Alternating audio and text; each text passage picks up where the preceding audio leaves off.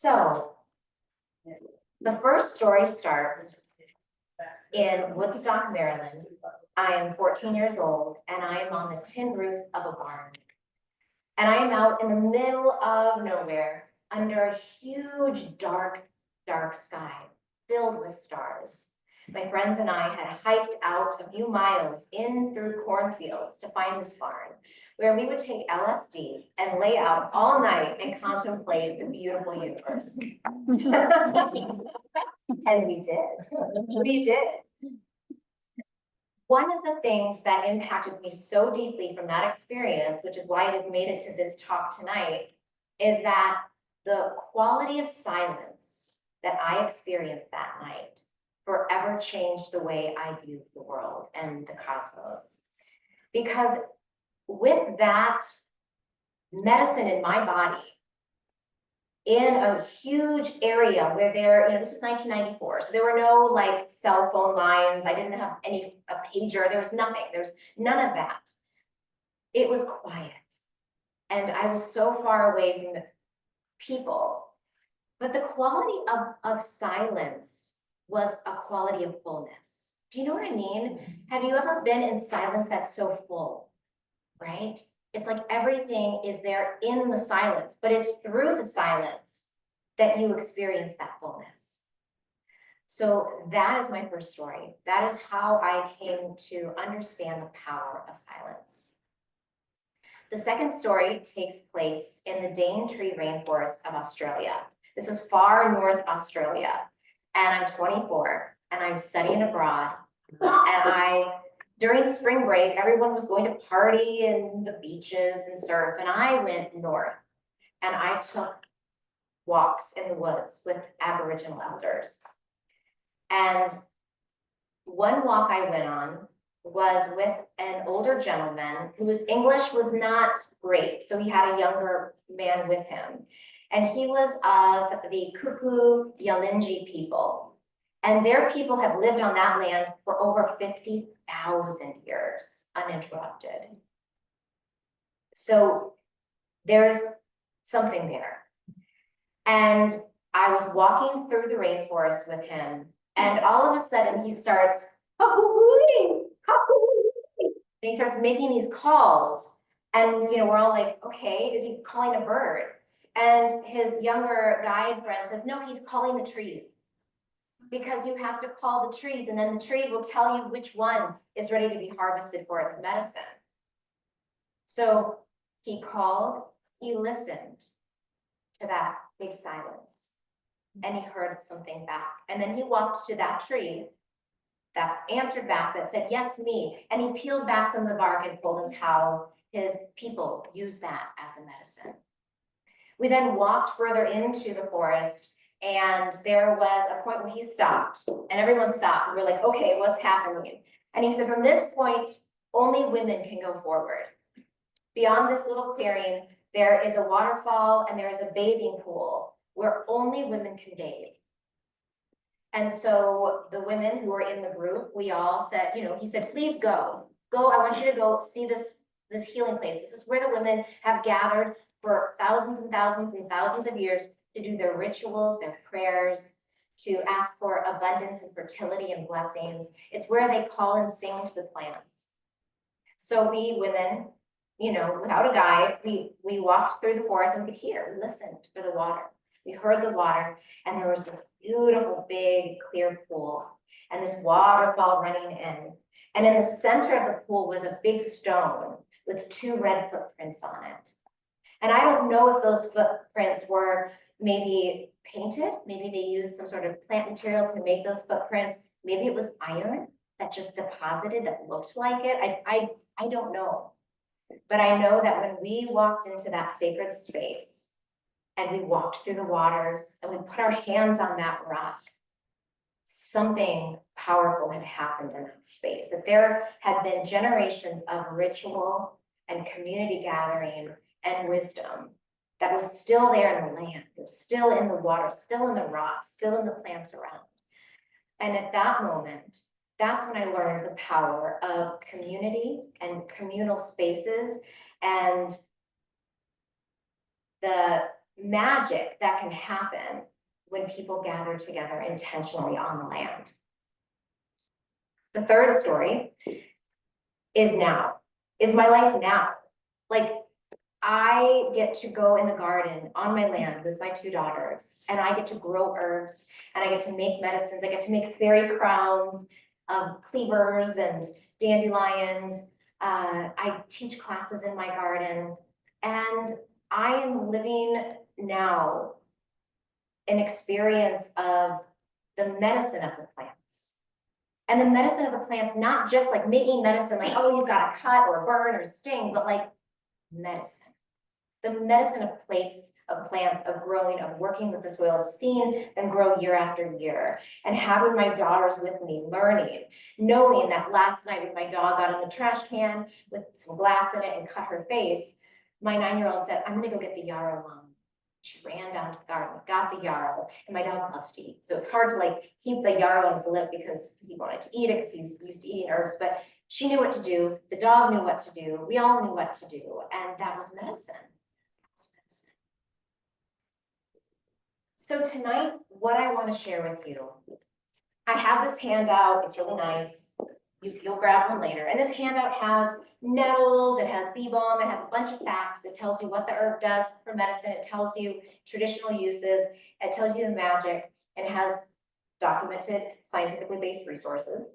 And Jim Duke, who is, he is very resourced. So it has, you know, so that exists for you all. And what I want to do is something a little different. I want to guide you through an experience of being in silence and feeling the power of silence, feeling the power of being in a community group of people on this land, and then experiencing the medicine of these plants. So what we will do together is I'll walk you through the whole run. Most of it will be in silence, and then we'll break the silence to share and to talk about our experiences. So I have 3 plants. I have nettles tea that I made. Some of it was from my yard that I harvested a few days ago, and some of it is from a friend of mine who grows nettles in Mount Shasta. So it is a blend of those 2. So what we will do is we will take the nettles, we will take some Bee Balm, an artificialosa tincture, and some blue Vervain tincture. But we're going to do it a little differently. We are going to drink the tea and sit with it, see what it feels like in our bodies. Then we're going to add a few drops of the Bee Balm to that nettles, because the nettles is already in you. So why not just add it into the cup? Then you'll take a sip of that. Then we will add in a third herb. We'll add in the blue Vervain, and you'll take a sip of that and sit. And the way that you'll know when to do the next thing is this handy dandy little bell that I brought with me. And this will be the only sound that we will hear to know we're moving on to the next thing.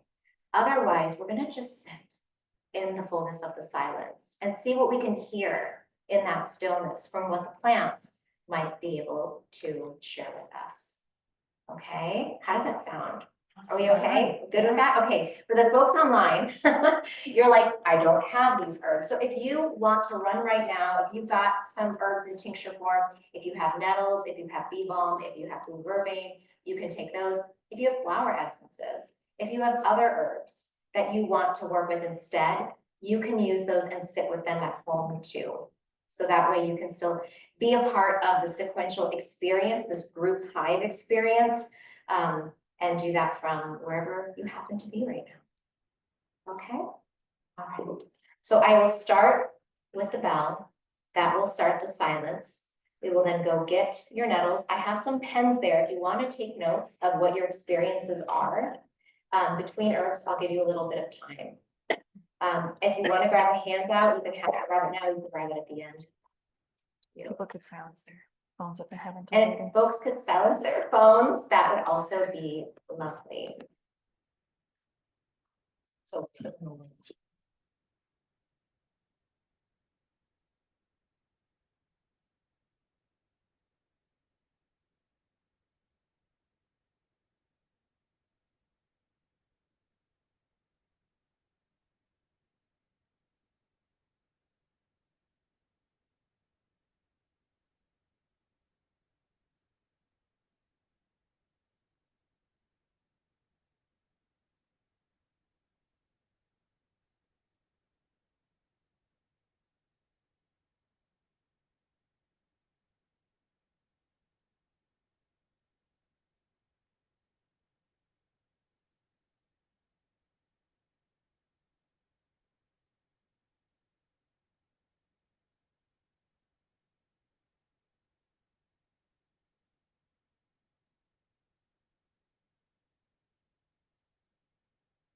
So we'll all find a seat. Once everyone's seated, I will ring the bell to have everyone sit together.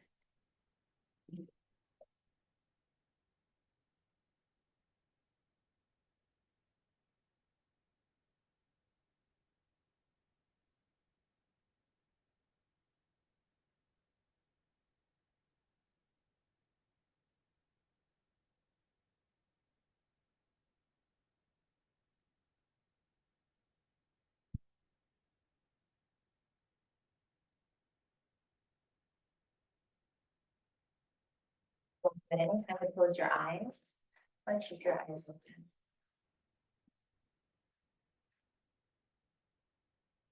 So let's experience now.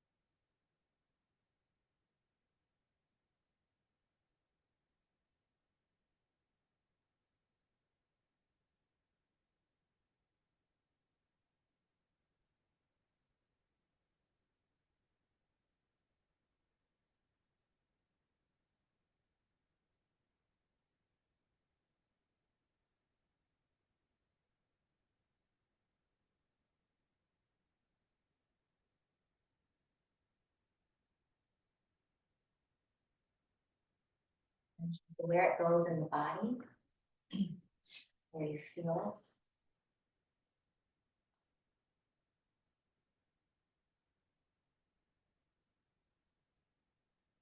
it. Any images or words that it wishes to share with you.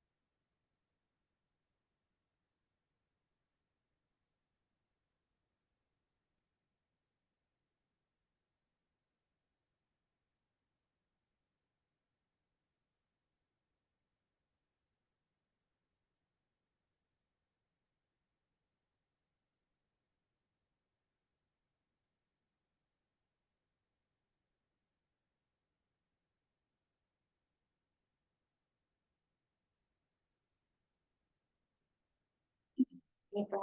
If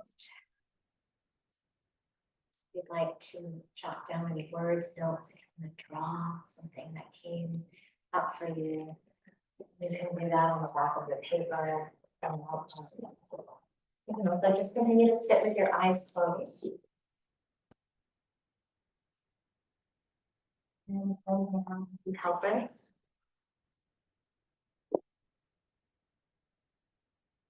We're gonna put a few drops into your glasses.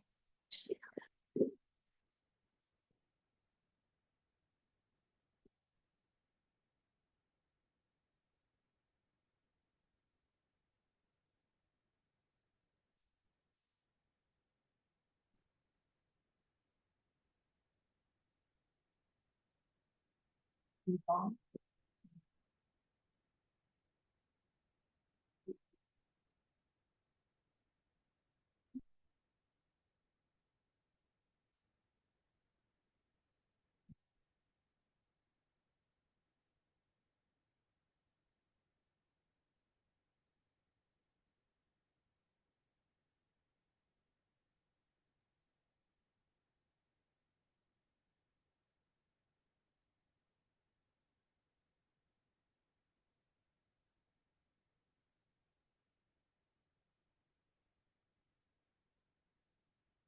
Welcome to give it a smell, see what's changed.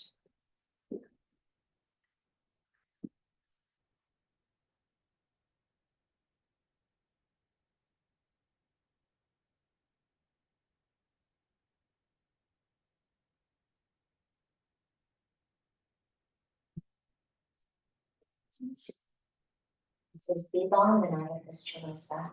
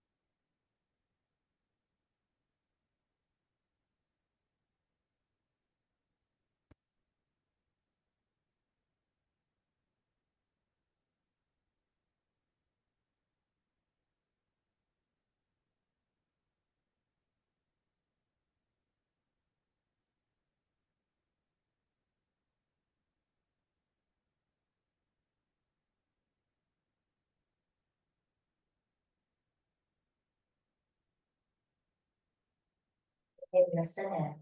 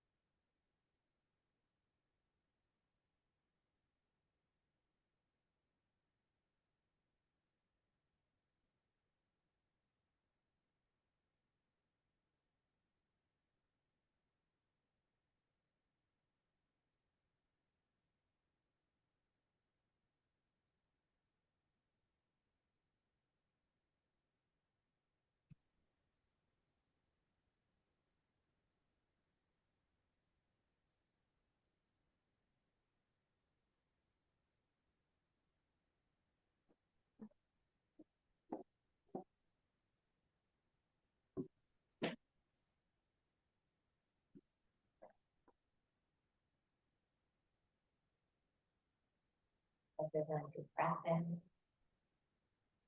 deep breath out. You'd like to write any notes down. Maybe with your eyes closed, you can.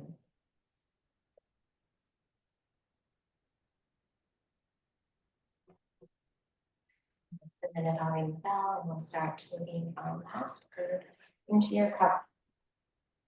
Saving the best. Not best tasting, but maybe our initiatory herb for last. Vervain hastata.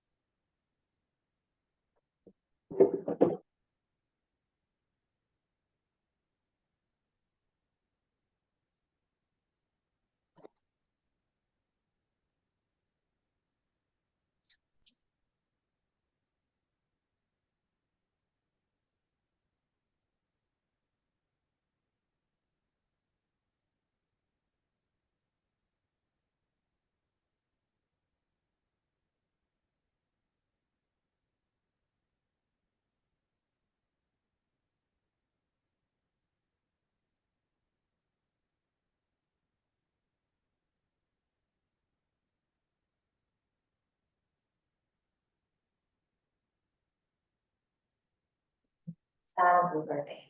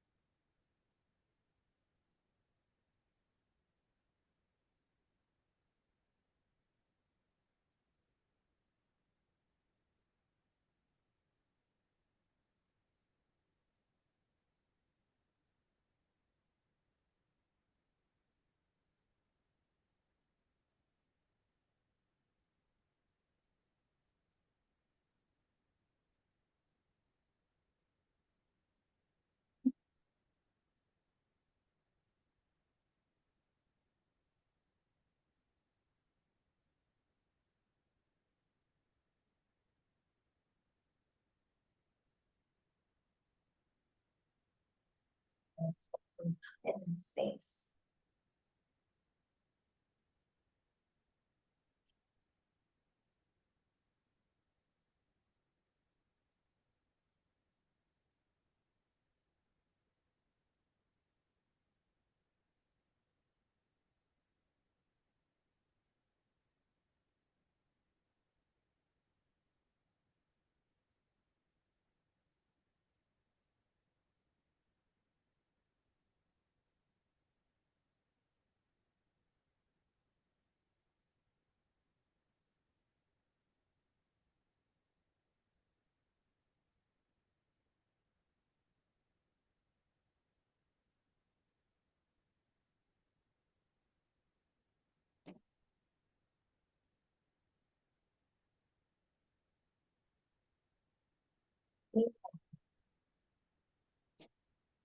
Always jot down any notes you can, and continue to just sit in silence. I'll take one more minute here. If you want to finish your cup, you may. If you don't have to.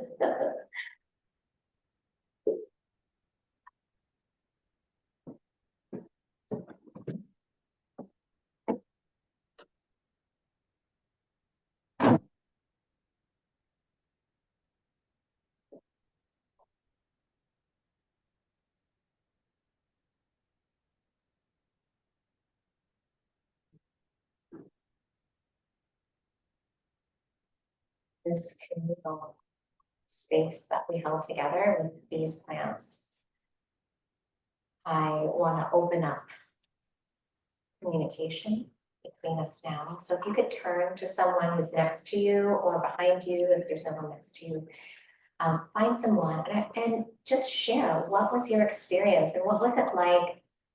You know, if there was anything that really stood out about one plant or what happened for you in the blend of them, you know, in the layering. But let's just get curious about this with one another and within ourselves.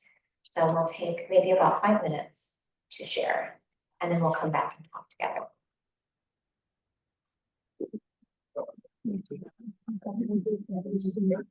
Oh, and introduce yourselves too. If you're online, you can just go into the chat box and start chatting with the other folks in there. And if they did a different plan, you know, just kind of when.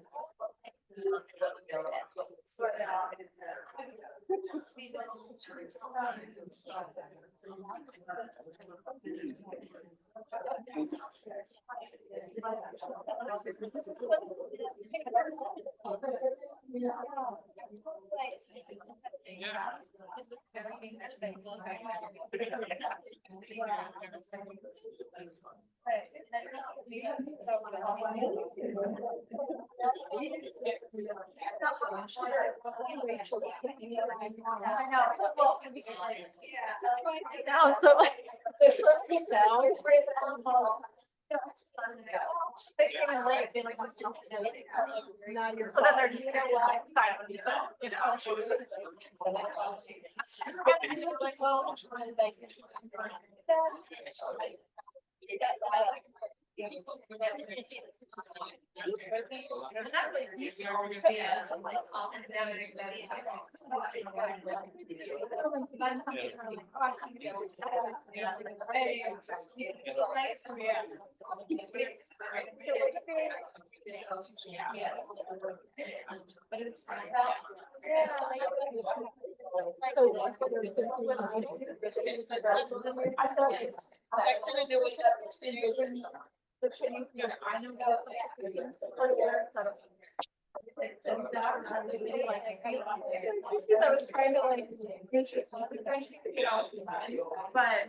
I love it.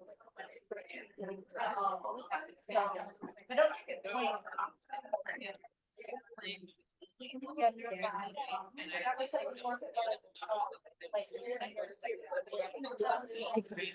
Yeah, I don't know.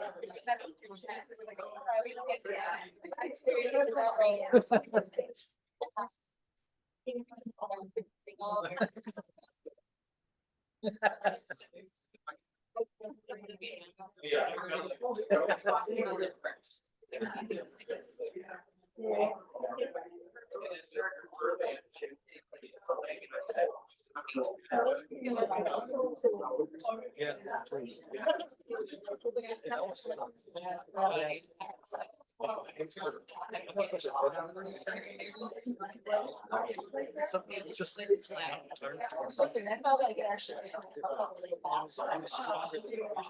feel like I'm saying I got once in New York and that felt kind of terrible. I thought, am I really feeling it's like, you know, but it felt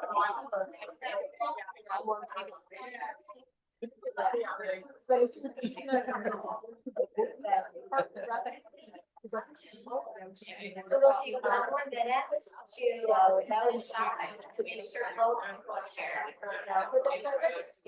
Like the neck, like it's actually. Well, it's interesting. Yeah. Layers like that and like.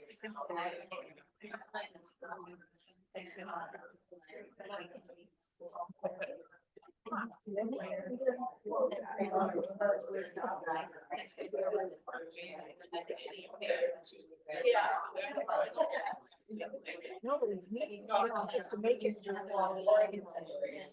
I did buy Bee Balm. Yeah.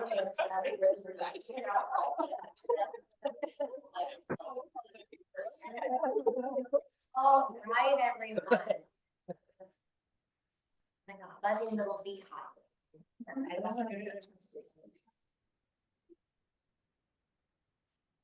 I think it is so powerful to be in silence. Whether you're on your own, whether you're in community, it is especially powerful to be in silence with the plants. Have any of you ever been to a Quaker meeting? If you like that, if you like sitting in silence with other people, Quaker meetings, there's one in Minneapolis, there's one in St. Paul.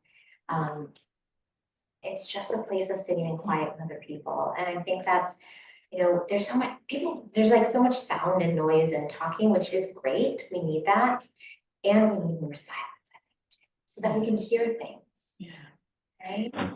So I hope that was an experience, even if you didn't get like, you know, your mind got blown open and you were taken to another planet and introduced to like new galactic whatever. Even if none of that happened, maybe you just felt a little, you know, and you felt a sense of ease, and maybe you noticed a different flavor in a plant than something you've tasted before.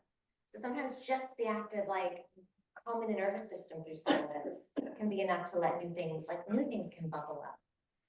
And for me as a teacher, this is one of my favorite ways to teach people about plants, is letting them have the experience and then letting them like kind of sort it out. Like, what's that?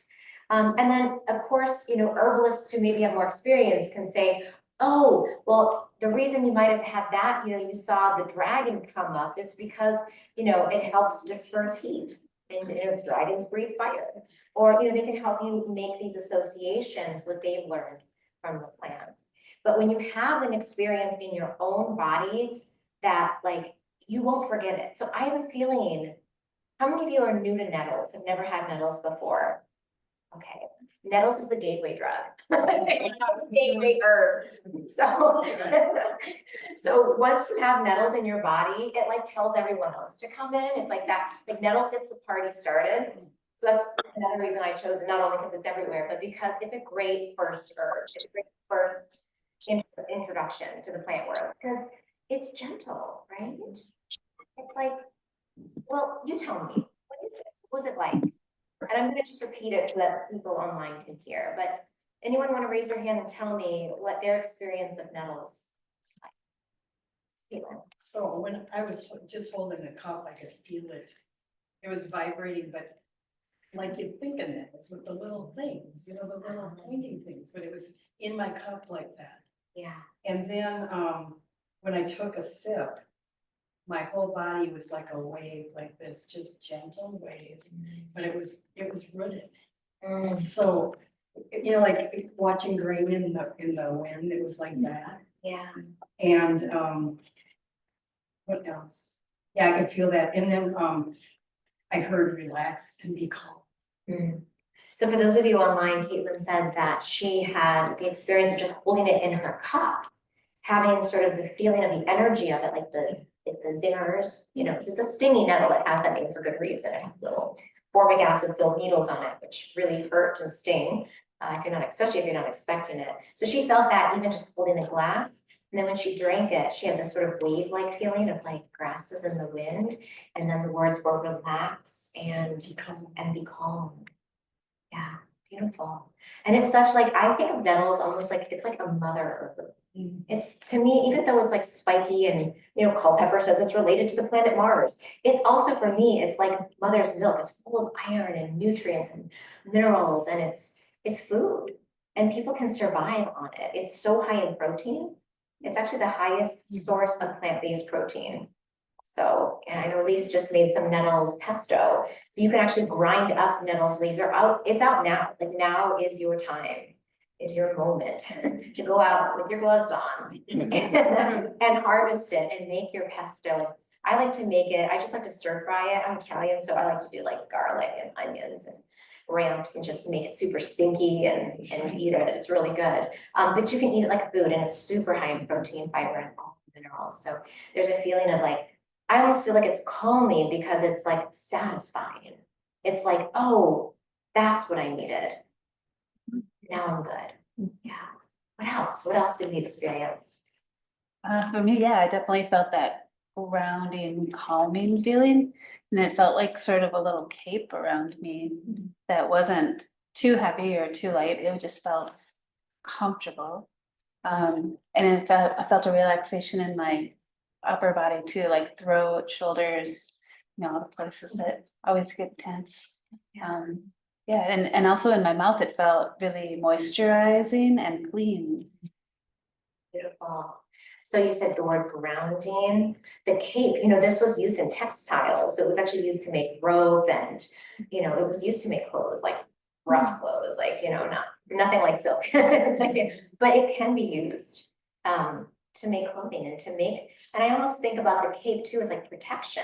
Yeah. And that's one of the things that I think about with nettles. It's like a protection for like little bunnies and little animals, like they can hide under it and escape predators and find refuge in it. Yeah, and it also, those needles create protection for the plant itself too. So it has that to it. So yeah, and that kind of sweeping down, that relaxation to the muscles. Yeah, I think that's beautiful. And yeah, I think sometimes the minerals can just, if our body maybe needs minerals, it can just create a relaxation response too. Oh, beautiful, thank you. Just a 2 point, is there different kinds of nettles? Is this man the same? No, that's Vervain. Oh, I'm sorry, okay, is there two or three kinds, or is there? So nettles, so the nettles that grows here in the Midwest is Urtica dioica. And that's kind of the native wood nettles or stinging nettles that are native here, but there are nettles pretty much on every continent. So I have students in New Zealand and they have a New Zealand nettles. That's like, it's an urtica, it's in the Urticaceae family. And then there's native urticas in Hawaii and in Asia. And so every continent has its own nettles that are very similar and have been used traditionally as food and medicine. And blue vervain, there is Vervaina hastata, which is the bitter one that we took. And then there is Vervaina officinalis, which is a European. And they're like related, but they're quite different, especially in the taste. So we can talk more about that when we get I into just liked this, the one level of it, and I didn't. You like the one level, Just just the nettles. You were like, I'm done here. That was good enough. That was good. Yeah. Full.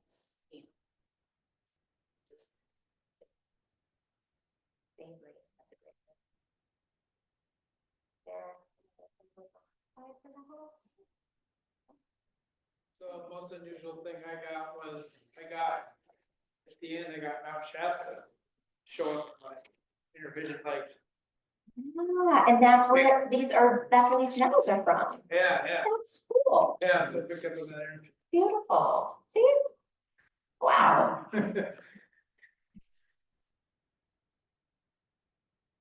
So what happened when we added the Bee Balm? What happened? I mean, so we had like grounding, I mean, and again, we've got the entry level herb, which is like a tea herb. A lot of people drink it, it's food herb.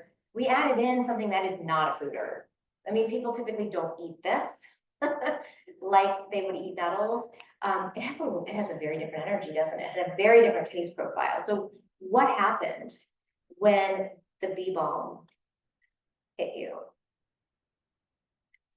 So I was enjoying the breadiness, the nutritiveness, the moistening of the nettle.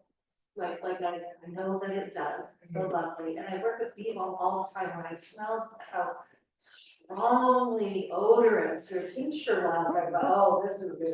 Something else. It's gentle, and that's such a surprise.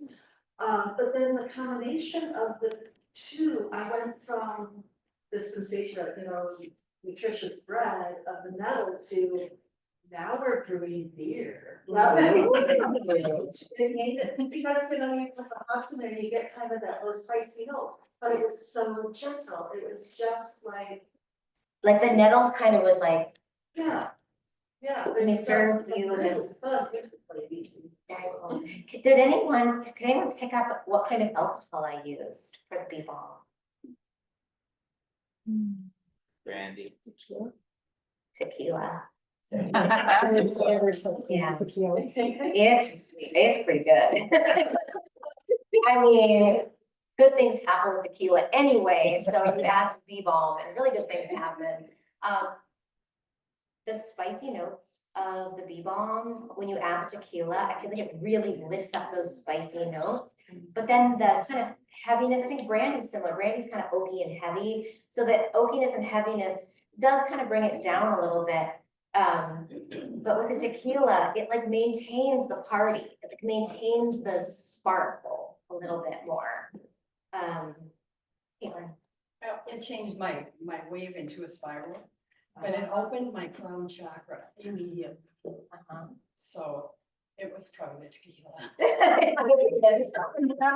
mean, it was a tiny amount. So for those of you listening, Caitlin said that it turned from a wave into a spiral and her crown chakra was like, and she mentioned it could have been the tequila, but I think it's, both, Yeah. right? I mean, if we look at the flower of the Monarda fistulosa, the Bee Balm, it's on your handout here. It's not the best picture, but those of you online might be able to see it. We can pull up an image of that. It has this very upward and outward kind of It's like flute and fireworks. tube, like it is like fireworks, yeah, yep. So it has this like, you know, it has energy rising. Did anyone else kind of notice that it's had upward kind of movement, whereas nettles was a little bit more like downward? So we have like a difference there, yeah. First of all, it's not right here. I was almost completely reminded of about 30 years ago, I made a promise. One of the things I always like to notice when I'm thinking of how I'm going to do, there's always these big hemispheres of light that are around the energy, which is especially for the energy body of the plant. And I was always taken by the Bee Balm this remedy because the energy body of plants, while it is under the sun, is a very, very intense energy, which is extremely strongly associated with the heart chakra. And I've been noticing when I actually work with this remedy, yes, it's very much of a heart oriented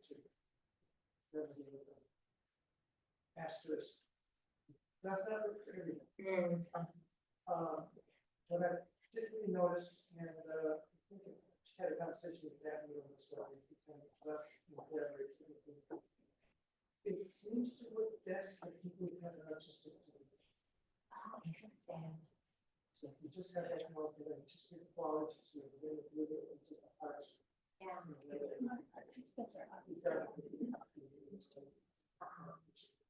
Lovely, thank you. So just to repeat, I'm gonna shorten it a little bit, but what is your name? Martin. Martin was talking about how when he works with this plant and he sees it out in the wild, it has this like aura, like you can kind of see the energy body of the plant. And it's very large, and he experiences it as like an emerald green, and has found in his work that it works on the heart chakra, but specifically with people who have an artistic temperament, and more so those types of people than not. Yeah, it does have like, it has a presence in a garden. It likes to show itself and take space. Yeah. Which one? That was, this was the Bee Balm. The Bee Balm, when it really starts to establish itself, those little light purple kind of lavender flower heads, they'll just spread out, and you'll just start to see them year after year, just like most mints. It's in the mint family, so it'll just slowly start to take over, extend out its roots, and just blossom. And then it's called Bee Balm for a reason, because it brings the bees in too. So it's one of my favorite native pollinating plants that I tell everyone plant it. Even if you live in an apartment, get some and plant it. Like this is a plant that we can feel good about spreading, because it's a great medicine. I think of it kind of like the native oregano. I think Matthew Wood also talks about it, kind of like wild oregano or sweet leaf, but this idea of it being, anything that oregano can do, Bee Balm can do as well. And one cool story that I had when I was teaching at the Midwest Women's Herb Conference last year, I did something similar with this herb. I had everyone taste it. And this one woman, she came to me after class, because we did a tasting, we sat, I taught about the plant, and then we did another tasting, and then we closed. And she came up to me afterwards, she's like, I didn't want to say anything because I don't like talking in public, but when I first took the herb, I have a severed nerve in my stomach, and I could feel it go right there, and it was like working on it. And it was like, I was like, no, it's gotta be, no, it can't be it. So then, she listened, and it is for nerve damage. So then at the end, she took another one, and it went right there again, and suddenly she had sensation down here that she hadn't had in like 20 years. And another woman in that group said that she had nerve damage to her leg and hadn't felt her foot in years and years. And she said she just felt it go, make the connection. So there's something about this herb in repairing nerve damage and repairing connections. And I think about like the connection with the land too. It's such an abundant medicine. It has so many different uses. And I almost feel like if you could have like one herb that like stranded on an island question, like what would be your one herb if you're stranded on an island? I feel like bee balm would be a pretty good choice. Because there's so many different ways that you can use it. One way I wanted to share that I might not have known. And I learned about this from, I never met Tismal Crow. I know he's from this area, but he, I got a hold of a bunch of old audio tapes of his from when he was teaching, and he talked about these tum-tum sticks. So basically, in the Muskogee tradition that he was a part of and practiced, they would take about, 6 to 8 inch sticks. They would take basically the stems of the Monarda. And you take 8 of them, and that was a specific number, 8, and you put them in a cup of hot water and you let them sit for like 15 minutes. And then you drink it for an upset stomach. So tum-tum sticks for upset tummies. And I use that with my kids and it works. And so it's kind of like, yeah, like opening the heart, opening the solar plexus, like just opening things that are stuck or, need a little bit of help getting unwound. What else? I kind of immediately recognized the solar energy that was present in your Monarda tincture. And just how much vital force was in it and the upward moving energy of it. It just went straight to my head. Yeah, and the flowers, of course, when they're in blossom, they look almost like the sun, right? In color and shape, and that globular shape. Yeah, they do, they really radiate out. And yet, so these flowers, both of these were harvested. We have old family land out near Buffalo. And so last summer I went and gathered these with my girls out in, have you ever done, I know I'm in good company. You're driving along a dirt road and you see a patch and you say to your husband, you have to stop. But you always have scissors and a bag in your car because you know that this could happen at any time. So that's what happened. That's where this came from. It was a beautiful, glorious July day, full bloom. So I'm trudging, on someone's property, but it was, it was okay, I think. And harvested these with my daughter, and then we went back to my aunt's cabin and made them. So it felt like it was very vibrant. But those herbs, like that Monarda was in very happy shape. Any other Monarda? I would say because it's an herb that has a bigger relationship with bees than a lot of them, because the flower is always there. And just the idea of the synergy between the bee and the plant, I think it adds something to it. Like the buzz of the plant, and the buzz of the bee. And the energy from the bee to the plant. I think there's just a different kind of synergy. Yeah, I can see that.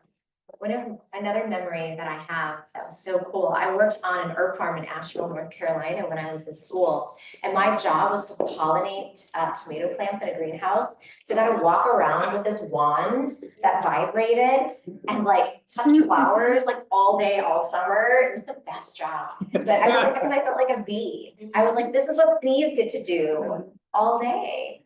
And yeah, there's something magical about the synergy of that pollination, and obviously bees are way cooler and they have like wings and there's more vibration there, but it's still, there's something that happens in that exchange, I'm sure. I had a funny little feeling of like tiny helium balloons attached in little places and like lifting, just a lifting feeling. But that imagery of like tiny helium balloons lifting me up. And then I forgot, I also I hear songs a lot, like when I wake up in the morning or different things, but it was You're Not Alone, so that kind of like, it was by Semisonic, I think it's a recent song, but yeah, so maybe that's that connection that you're talking about. And again, it's native to this land. And I was born here, I moved away and I traveled and did all these things, but now I'm back home. And there's something about when plants are from the home that you call home, that there's something I think even more powerful in their medicine for us, And so, you're not alone. It's for me as an herbalist, like knowing the names of the plants and like getting to say hi to them, which I don't care what other people say, like I'm gonna say hi to them. If they say hi to me, yeah, it's rude to not say hi back. So, you know, like that makes you feel not alone, feel like you're in the world. And I think that's probably how our ancestors lived too. There's much more acknowledgement of the presence in the plants than I think we've kind of got away from today.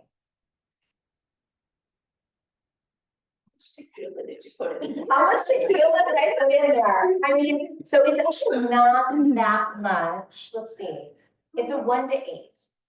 So it's a 1 to 8 extraction with freshly dried. So I like to dry my herbs just a little bit, like 1 day, maybe 2 days, just to get some of the water out.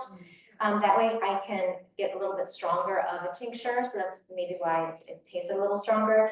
But you know, I don't do the blender thing. I just hand chop. So the best I could do was a 1 to 8. So this is a 1 to 8 extract of all the above ground parts. But I think in each glass I put like 3 to 5 drops.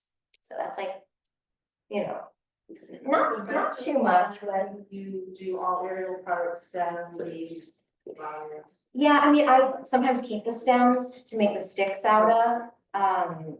But you know, usually I'll kind of just chop everything up and put it in.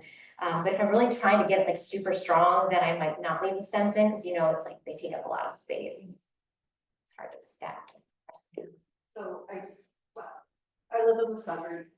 And I'm like the only house that has monarch. It's like, and so I'm like really kind of, I'm in gardening, and so because of being where I am, you know, the only monarch in my parcel.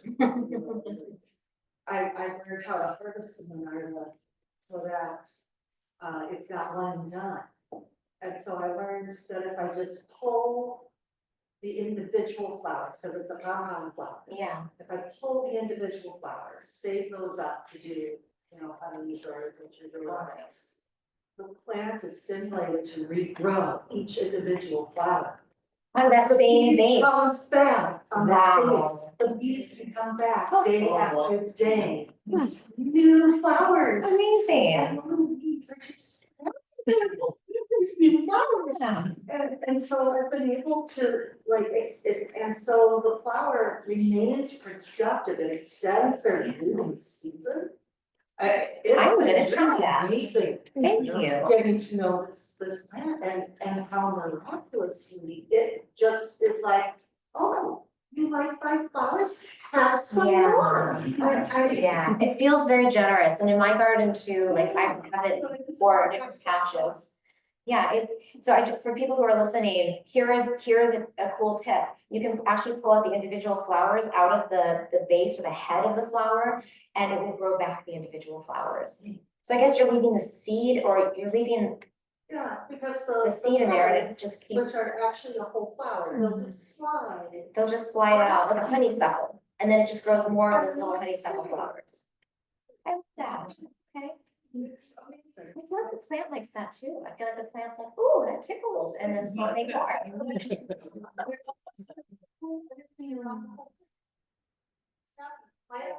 More flowers. More flowers. Very cool. Thank you. All right. We turn the page to our bitter friend, Blue Vervain. What came up? What did we notice? Yeah, so it felt like my head just kind of energetically opened up, kind of like a flower. So really kind of like a lightness.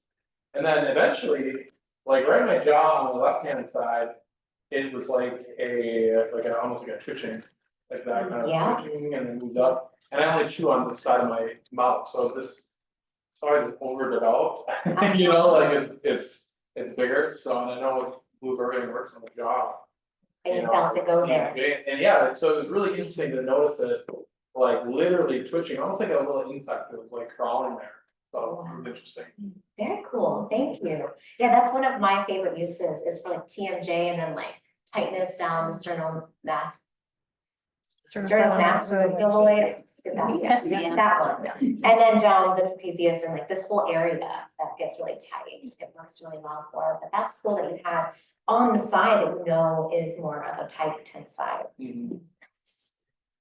What else? I was actually immediately pulled into the ground, like on an elevator. It really grounded, and I could feel it in my second chakra. There's second chakra, so it really pulled you Yeah, down. it just went. Yeah. Yeah, it can do lots of things, this one too. Yeah. What else? I was just gonna add to the jaw, it was like, I feel like I still kind of feel just like almost like pressure here and then like a little tension here, but the rest of my body actually felt like it did kind of more relaxed, but definitely felt like became a little bit more just subtly tense, like just that kind of pooping feeling. You're like, okay, that's what this is good for. Yes, very cool, thank you. I have found that Vervain definitely has an affinity towards the neck, and so I felt some tension release from my neck instantly, and that's pretty common. But what was unusual to me was I saw these like Venusian qualities come out in this Vervain preparation, heart opening properties that I wasn't expecting. Anyone else have a little bit of like heart or like I felt the pulse, like a heartbeat. like a heart pulsing? Yeah. How was the flavor? Like, it's funny because I could tell when you all were talking with each other, if you were talking about blue vervain, because you're like, making these faces. I was like, they're talking about blue vervain, because when it hits you, it's a loud voice, isn't it? It's like, I'm here. You are gonna notice me. Yeah. It's a kind of, You go there and do this, you go there and do that. yeah, It's kind of directed before. it's a director. Yeah, great point. Yep. Yeah. So we can use it in a formula in that way to help the other herbs. Kind of like in Chinese medicine, they use licorice. Yeah, it diffuses things in the proper direction. Very cool. Yes. The acridity of the Vervain reminds me of how much I yearn for that acrid profile and how it's missing from our diets. Yeah. That back of the throat acrid, like it is, it's like familiarly unsettlingly nice, right? And it is a flavor that we had probably in our diets when we were eating wild foods more. But it's also a little bit of a taste of warning too, those bitter compounds. But I think this herb, that I love to eat this one, just like take the leaves when I'm in my garden and chew on them, and like motherwort, like it's kind of similar to motherwort to me. Anyone taste that? Motherwort's like everywhere now. So like I have my daughter's a Leo, so she loves Leonoris, and she's like, she's 6, so whenever she's like, Mom, watch this, and she'll eat like a big leaf of motherwort, and I'm like, and she loves it, her big lion heart gets so proud. But she loves that, it's like she has an affinity to it, and she loves the bitter, and I think, blue vervain is sort of similar, it like has this loud presence to it. But it's also like, I use it a lot for sleep. Like I have blue vervain and black cohosh on my nightstand, and I use them together. So, I have sometimes when I have like back pain or like pain in my neck that's like more medial down the middle, I'll take black cohosh. Also for like dragging pains, like around the kidneys, I'll take black cohosh. Or if I want to do some deep unconscious dream work, like go into the cave and explore what's in there, I'll take the black cohosh. It's great for that. And then blue vervain is really nice for, the neck pain where it's more like side to side, or I think Matthew would talks about whiplash as being black cohosh, but I think about the side to side whiplash as being more blue vervain. So sometimes when I'm sleeping, my neck will get stuck, like literally, it'll just like, I'll wake up and I have to like move my head. So I'm working on that with yoga stretches, but sometimes in the night, if I take the blue vervain and the black cohosh together, I can get full mobility back and go back to sleep. So those two. Yeah, they're both great nervous system herbs and great for that tension and that spasm, so. particularly in homeopathic, I find it's where anyone comes in with whiplash injuries. That's your go-to for whiplash is black coal. Okay. Homeopathically, yeah. But yeah, it's a good one. So anything else that we felt with the Vervain? I just had a pressure behind my right eyebrow, so it's gotta be a liver thing, right? Yeah, it definitely is a bitter liver, Yeah. cold dog and liver energy, but yeah. So you made that association, or do you practice acupuncture, or No, just. you just felt that connection? Is there a reason that you brought these three to our attention together? Well, when I was thinking about native herbs, Bee Balm and blue vervain are like my favorite natives. And it's actually one of those are the two plants why I ended up moving back in some ways. Because we were living in Maryland and DC, and I came to Michigan to visit my mother-in-law. And there was blue vervain everywhere and Monarda fistulosa everywhere. And on the East Coast, I grew it in my garden, but it wasn't wild. And something happened to me in 2018 when I saw them growing the way that they naturally grow.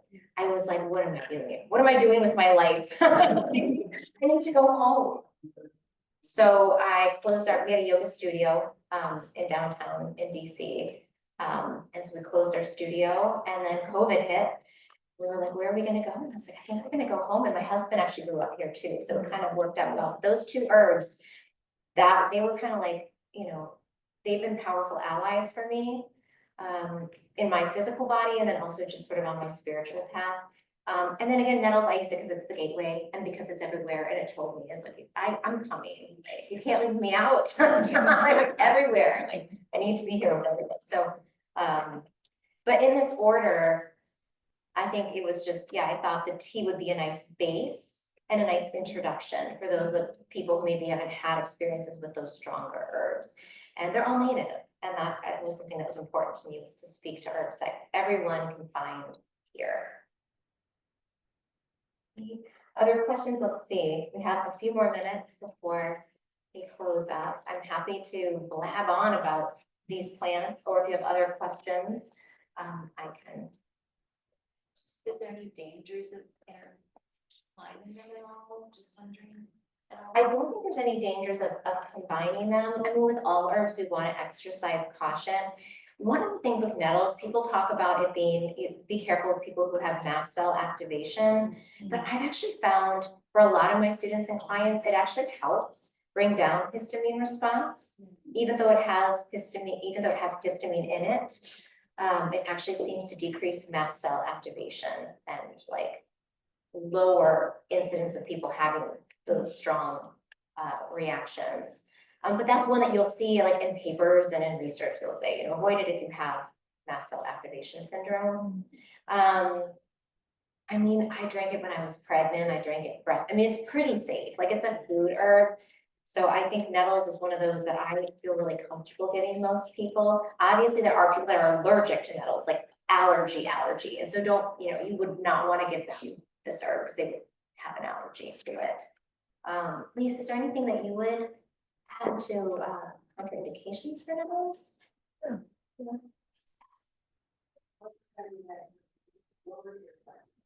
It lowered your blood pressure too low.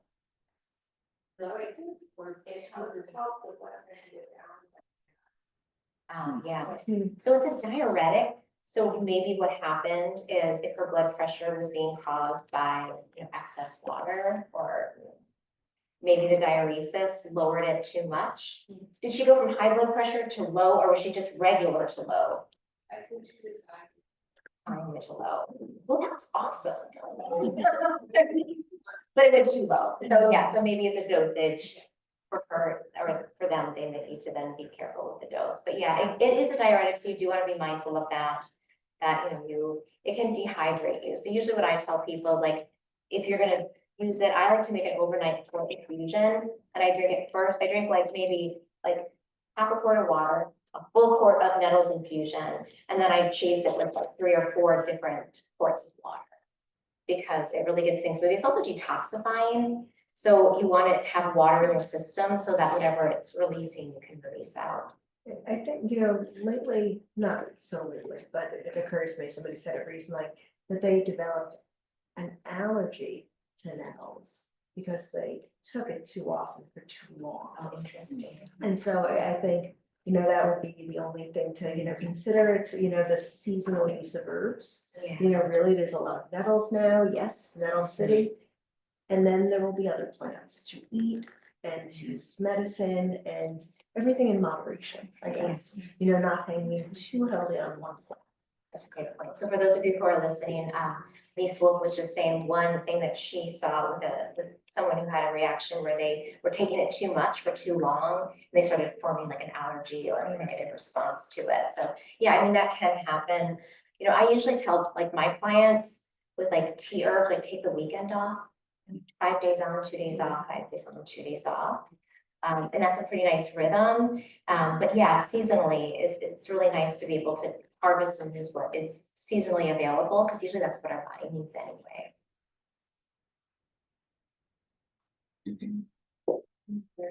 Yeah. I'm curious about the new Vervain, and maybe I just had a little too much, but it was saying like, or it's listed here as something to help relieve with anxiety, and I had the exact opposite experience. But I don't know if like there was like contraindications of that, or like how you would explain that. Where did you feel the anxiety? I think it was just, I don't know necessarily exactly where, but I feel like with everything else that we were having up to the point, I felt like I felt a lot of releasing, and then I felt like emotionally there were like memories and things, and I felt like my body just kind of like closing up when that was added in. Yeah, I mean, that is one of the things when we add a lot of people to the party, when we have a lot of voices, that sometimes it can get to be a little bit too much, especially if we have like a more sensitive nervous system or temperament, that when we have, like, if we're already kind of processing things from the first herbs and then we add in, and it's a strong one. For you, it might have just been like, I haven't had the experience of blue vervain causing anxiety, but I can see in this particular case, it just might have been too many cooks in the kitchen. Yeah. Or like approving, I think you had said, sometimes when you take low doses of things, it can cause the things that it actually cures in higher doses. And we did take like maybe 2 to 3 drops of this one. So it may have just been kind of like, hey, this is what I'm good for. And we don't always want that input. I'm good for poison ivy. You know, we don't always want that. Sometimes we can have that in those herbs. And I had almost a really similar experience to that. More of a, yeah, I'm done, I'm just shutting down, and I'm not getting any response to blue vervain, which I know is a wonderful herb, powerful herb, it does great stuff. But my body had just gotten to where, you're done, Yeah. hold on. Yeah, and But I I also do. have to add that I'm a person who considers Nutella a great herbal compound. And this has been such a nice experience of kind of sitting in the idea of the gentleness of the sweetness of these herbs. But yeah, I got to where I had a non-response to having the blue vervain, which I was kind of interested, but I must have just had my fill at that point. Yeah. Well, it's interesting because the verbenas and vervains were also used ceremonially to open spaces like a sweat lodge, or to open up a ceremonial space and to close it. So there's, and so was the regular verbena officinalis in Europe used by the Druids. They also used the verbenas as like a space opener and a space closer. So, you know, I think you're gonna have some good dreams tonight. I think there's gonna be. Yeah, I got that stronger than setting a space with the vervain. Yeah. It just sort of was like, okay, now we're here, and boundaries, yeah. And it grows so erect, you know, it has such a strong, stiff presence. And one of the things that I think about too is that if we're too stiff, have you ever seen when it just cracks and falls over? It's like it gets too top heavy. So I think one of the teachings too is like, if you do too much for too long, or you take on too much, if you have too many plates in the air, you know, that can take you over the edge. It can literally break the plant if it has too much on top. So I think it's also like, okay, let's not do that. You know, I like to think of it as an herb that can kind of help contain energy in that way. I'm gonna just look at my sheet because we have just a few minutes to see if there's anything on here I didn't say. This is kind of a fun one. I'm teaching at the Midwest Women's Herb Conference later this month, and I've been doing a lot of like looking into historical research of blue vervain. And so Herrick, who is an ethnobotanist, cites that in the Great Lakes, so this is the Iroquois people, so this is more like New York area, they used blue vervain as a cold infusion of smashed leaves to make an obnoxious person leave. I don't know what they did, I mean, if you threw it at them, they get the hint. But yeah, no, I wonder if they would just like make, yeah, they would, I mean, if you had someone drink it, they'd be like, you are not nice. You know, I don't feel very welcome here, you're giving me this bitter drink. Yeah, that's a good question. I need to do more research to figure out how they actually applied it. Like, was it more just like a bowl in the room? Or do they actually, yeah, like throw it at or just the smell? Well, yeah,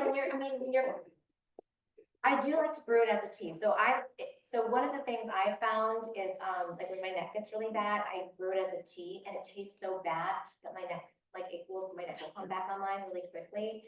But yeah, it doesn't really have a smell when you cook it as much. Like nettle smells like spinach when you cook it. I know it was taught that if you've got someone who's like really controlling, has to manage everything in their life and he likes going around them, if you give it to them as a tea or a tincture, it's just kind of let go of your veins a little bit and just set it out. Yeah. Yeah, for the type A person. Yeah, like I was thinking like in-laws. Like,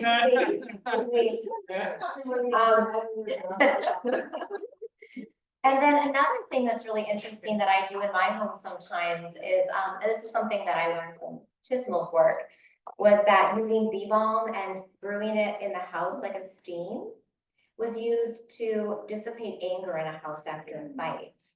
So sometimes I'll do that, like, you know, I mean, I've got small kids and 2 dogs and 2 lizards, and it's just a bit of a zoo. And, you know, sometimes when things kind of explode and things are said, I'll just like make a big pot, I'll throw some pine, I'll throw some bee balm in there and just let it steam the house. And it just is like a reset. It's kind of like a smudge without smoke, you know, it just steams and clears the air. So that could be a really nice way to use this herb as well. That would introduce me, but I'm thinking about the idea of chisel. It's often used for people that have dead bodies. Yes, yeah, The phrase that they has something. corpse sickness. Yes. Yeah, so Tismel, yeah, he spoke about corpse sickness. Yeah. I think that's actually, he lists that in his book. The traditional medicine, herbal medicine of the sun. They would crush it and stuff it up their nose when they went to funerals because of the smell of the rotting bodies. And also corpse sickness was said to be something that could be contagious and could bring, you know, the god or goddess of death into another home. So you want to protect your own body from taking that energy on when you go into another home. So that's another way that Minarda was used. And there was a sad story he tells about, I guess when they were going through and taking people from their homes, that to keep the babies from crying, the native people would make dolls and use the Minarda flowers and leaves and then put that in front of the babies' faces so they wouldn't cry, so they could hide to keep from being found when bad things were happening. And so what I've done with that story is we make dream pillows in our house. So I taught my girls how to sew. We just make little, you know, it's a square. We sew a square together, and then we take the Minarda, we crush it up and stuff it into pillows. And I think of it as for like sweet dreams and for calming the mind too. So just sort of calming fits, and just for, kids that have nightmares or just have a difficulty sleeping, that Matthew calls it sweet leaf. I don't know, it doesn't smell sweet to me very much. I can tell you why it's called. Can you tell me why it's called sweet leaf? Yes, I can tell you. The Sismal, because I was there when he was teaching, he said that the old lady who taught him about sweet leaf said, same thing that turns the cracker sweet in your mouth, turns sweet leaf into burn medicine, which meant it was the saliva, which is pidolin, is that particular enzyme. And so, Sismal, so, yeah, I've got some pretty funny stories someday I'll tell you about the chewing, but I used to have my clients lick, basically the wound before they apply the sweet leaf. But then we forgot and it was fine. It didn't seem to need to be there, the saliva, but that's actually why it's called sweet leaf pudding. That's what Tismal told us. That's why we started calling it sweet leaf as well. That makes sense, thank you. What was that enzyme called? It's pidolin. You'll have to spell it. You'll Pidolin is the Google it. enzyme. Yeah, that's in the mouth. Yeah, interesting. I learned also recently that the Dakota word for, one of the Dakota words for this plant translates literally to sweet leaf. And I wonder if like sweet isn't about flavor, but if it's more about the medicine of like, what a sweet plant, like what a sweet, generous, kind, like if there's another way of sweet in their language, okay, that's what I always thought too, if there might be a different translation as well, because it's spicy. That's why I love tequila, because it's spicy, it's not a licorice or marshmallow. Well, I think that brings us to a close, my friends. I am so grateful for your time, for your energy, for your partnership, for taking the herbs, for sharing your experiences. On my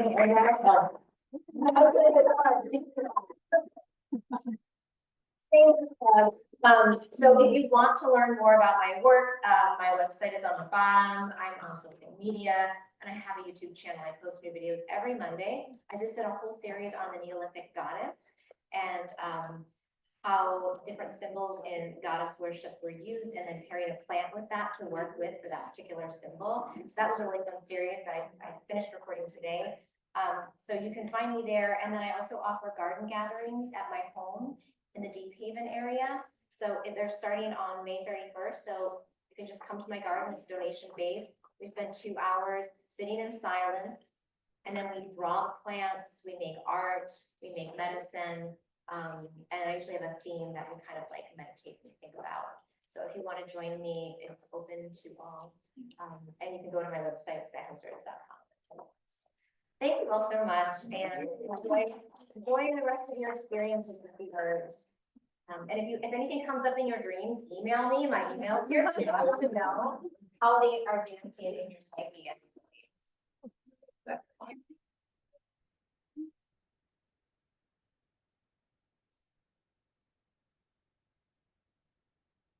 She